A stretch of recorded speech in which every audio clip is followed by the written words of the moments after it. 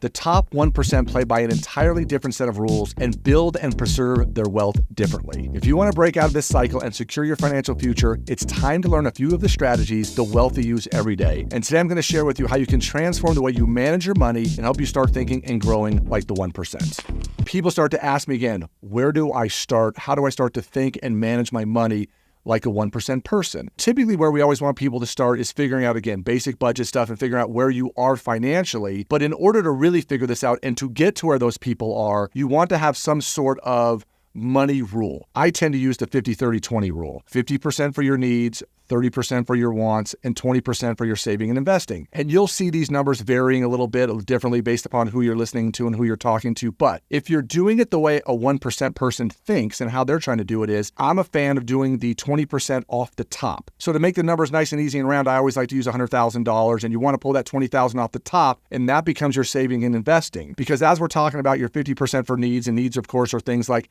housing, whether you're renting or owning, vehicles, food, those major things that make up a true big part of your budget that you absolutely have to have, versus that 30% for wants. Sometimes people are trying to figure out where to put those things. And I don't necessarily care how you break out your 50 and your 30%, because if you're doing that 20% off the top, then the rest of that stuff isn't going to matter. And as your income increases again, and you keep those percentages the same, now if you have 100,000 versus now you make 200,000, well, now you're just investing $40,000 instead of $20,000. So those numbers can be used a bunch of different ways. As a 1% person, you're bringing that money to your investing. And now you can't just put it in a savings account and let it sit there. You have to find ways to start investing that money. But even before that, you absolutely positively have to get out of debt. People will talk about good debts and bad debts and how those kind of things work. And again, I'm a real estate agent. You guys know I talk about real estate all the time. And owning real estate and having a mortgage and having that kind of debt is a good thing. It's just not a matter of over leveraging. You'll see these videos and people talking about buying rental properties. And the second you get a big chunk of equity built up there, refinance it, pull money out of it, and start buying more rental properties. So you have to be a little careful about having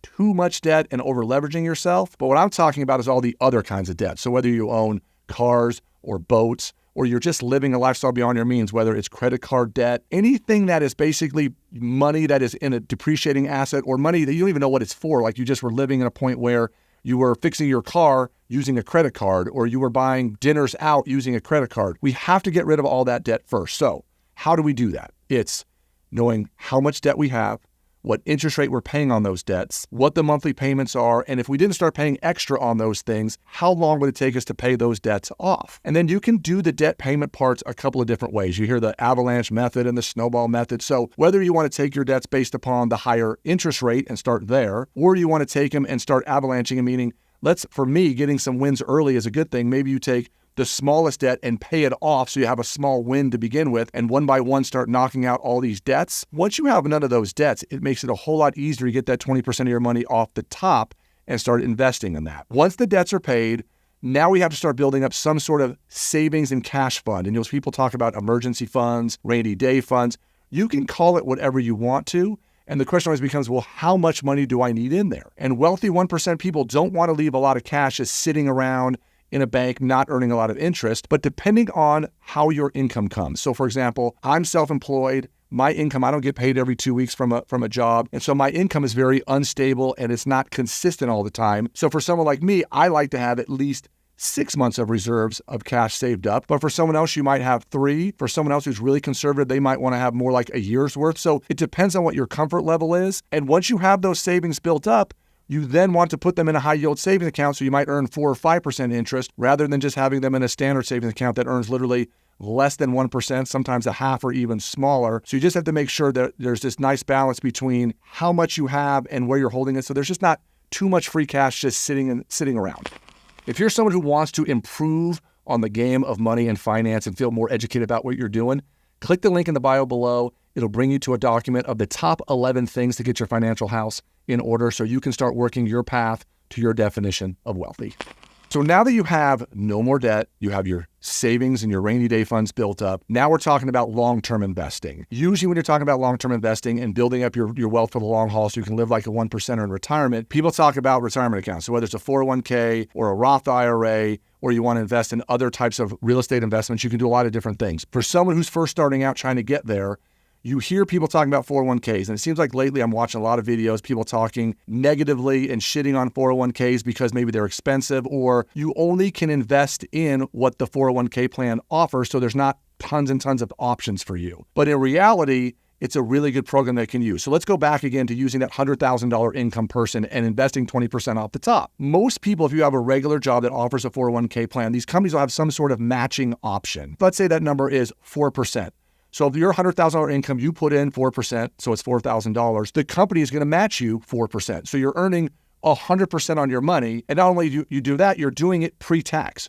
So if you make $1, you're not paying tax on it first. You're getting to invest the whole dollar. So now instead of having $1, you have $2 versus if you go into a different type of like Roth IRA, you make that dollar, you got to pay tax and invest in that. But we'll talk about the pros and cons of a Roth IRA here in a minute. But then a lot of times they'll even have a secondary part of your 401k where now, let's say the next 2%, they'll match you 50 cents on the dollar. So whatever matching program that your company offers, you need to maximize that at a minimum. So let's say we put in 4,000, they matched it for 4. We put in another 4,000, they matched it for 2. And now you've put in 8,000, they put in 6. Fantastic, great place to start. But you've only used up 8,000 of your $20,000 that I want you to invest and save. So now we have $12,000 more. That's where we go to the Roth IRA. And now in a Roth IRA, you're paying after-tax dollars. Depending on your age, I'm over 50, I'm allowed to put in $8,000. If you're under 50, you're allowed to put in $7,000. So now if you do that, you've now invested $15,000. And you still have another $5,000 left over. So if you want to go ahead and invest that in a non-retirement account or start saving up for real estate or put it in a brokerage account and buy stock or do whatever you want to do, you don't necessarily have to put it all in your long-term retirement accounts. And the benefits of all these is long-term is if you're doing a 401k and a Roth IRA at retirement age way down the road, some of that money in your 401k when you pull it out, you're going to pay tax on then. But the Roth IRA money when you get into retirement age, you're not going to pay tax. So it's kind of this nice little balance of both. Because I was a self-employed person all my years, I didn't have access to a 401k for a really long time. We were doing a SEP IRA, which is a self-employment IRA. And for years, the max limit on those was literally $53,000. So there's lots of different pros and cons to all these type of retirement accounts. And again, if you don't have someone eventually like a CPA that's helping you learn some of these tax rules, you definitely need to do that. If you're going to think like a 1%er, of course, at some point I was going to talk about real estate and you need to invest in real estate. So I always think the house you live in is not really an investment because you've got to live somewhere. And ideally, over 30 years, you own a house free and clear, you've paid it off. The balance of that house has gotten more and more valuable. So yes, you've made some money, you've improved your net worth, but where you live doesn't generate any income for yourself. That's where you want to go and start to potentially buy investment properties. And just remember, you don't have to buy them in the city that you live in. And certain markets are going to be more about appreciation, where other markets are going to be more about cash flow. And depending on your age and where you are, there's different strategies that you can use. So if you want to someday get to the point where your net worth and your income in retirement is of the 1%, you've got to think and manage your money like these people. And these honestly are just the basic starting points of where you need to be. And once you get to a point where maybe you're able to save and invest 30, 40, 50% of your income, there's a lot of other options and strategies that we can talk about in the future. If you're someone who's looking to learn more about the money and finance game, check out this video we did about where to start and your current money reality situation.